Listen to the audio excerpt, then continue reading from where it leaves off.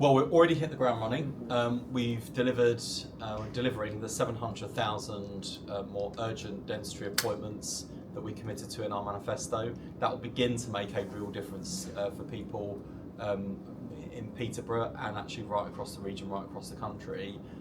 But I'm not going to be doing victory laps just because we've delivered those urgent appointments. There's a hell of a lot more to do. And we're committed to working with the British Dental Association to make sure that we've not only got the pipeline of new dentists coming in, but that we are delivering the NHS dentistry that people deserve. That's going to require reform of the contract. It is going to take time, and I think people know that it's not just dentistry. We've got challenges in general practice, ambulance response times, NHS waiting times for planned treatment.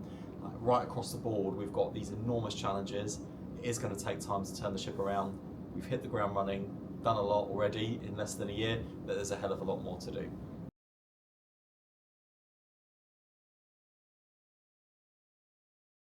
Brilliant. And the thing that gives me most hope about the future of the NHS are the people who work in it.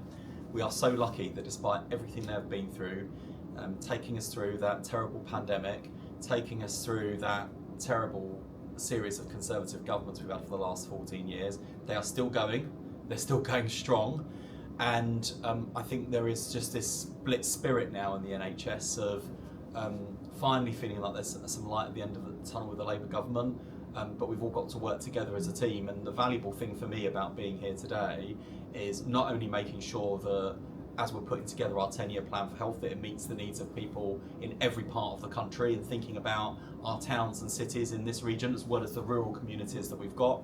But also for me as the Health and Social Care Secretary, making sure that I'm getting warts and all feedback from the people on the front line, and frankly getting some marching orders for them, because it's not just about government and what government can do, it's also about what we can do with and for the staff of the NHS. And I'm really proud that in less than a year we've delivered on the 2 million more appointments we promised. We delivered that 7 months early, but that's not just the Labour government's achievement, that's the achievement of NHS staff, and that's the spirit in which we're getting on with the job.